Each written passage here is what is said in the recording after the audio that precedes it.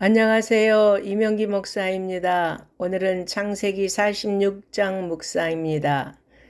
야곱은 하나님의 약속하신 가나안을 떠나야 하는 상황에 직면하게 됩니다.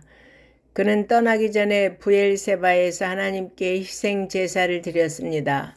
그때 하나님께서 야곱에게 애굽으로 떠나는 것을 두려워하지 말라고 말씀하셨습니다.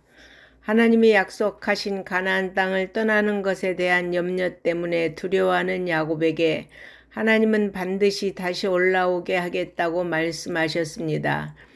이는 야곱이 가나안 땅에 장사될 것이라는 약속과 야곱 가족이 애굽으로 이주한 지 430년 만에 출애굽하여 가나안 땅에 정착하게 될 것을 말씀하신 것입니다. 따라서 이후 하나님께서 가나안 땅에 대한 약속을 정확하게 성취하셨듯이 천국 구원에 대한 약속 또한 정확하게 성취하실 것입니다. 그러므로 우리는 하나님의 말씀 속에서 약속을 대할 때마다 그것이 분명히 성취될 것임을 믿고 확신해야 합니다. 야곱은 그의 모든 가족과 함께 애굽으로 갔습니다.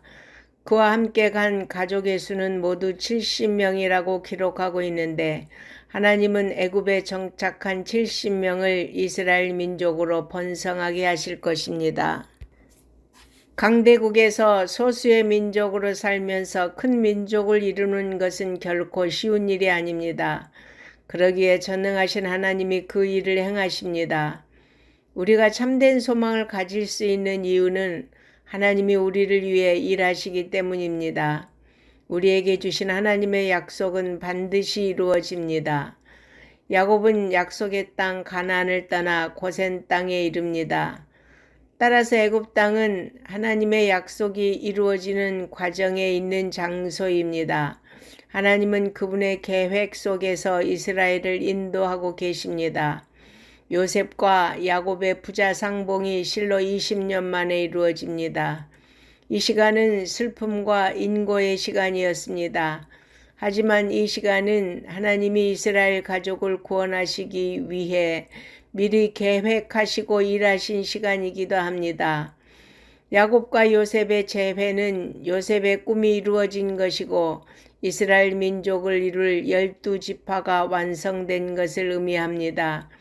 이렇듯 하나님은 성도가 겪는 삶의 역경 가운데서도 그 약속을 이루어 가십니다. 야곱과 요셉이 겪었던 고난과 아픔은 하나님의 섭리 가운데 기쁨으로 변하게 됩니다.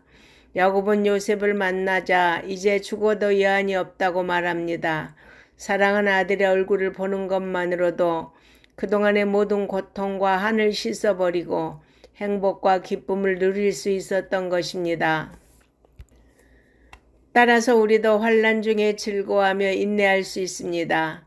하나님이 그리스도를 통해 소망을 이루시기 때문입니다.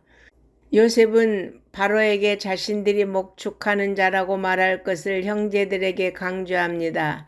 이는 애굽 사람들이 목축업을 싫어하므로 그들과 어울리게 되지 않을 것이기 때문입니다. 그러면 그들이 거할 장소로 목초지인 고센 땅을 줄 것이고 고센 땅은 애굽 문화의 영향을 비교적 적게 받는 땅이므로 쉽게 애굽의 문화와 동화되지 않을 수 있습니다. 하나님은 이스라엘 가족을 가나안에서 나오게 하심으로써 가나안 족속과 섞일 위험에서 벗어나게 하시고 애굽에서도 그와 같이 보호하십니다. 하나님은 성도가 세상과 섞이지 않으며 구별된 자로 살아가기를 원하십니다. 아멘.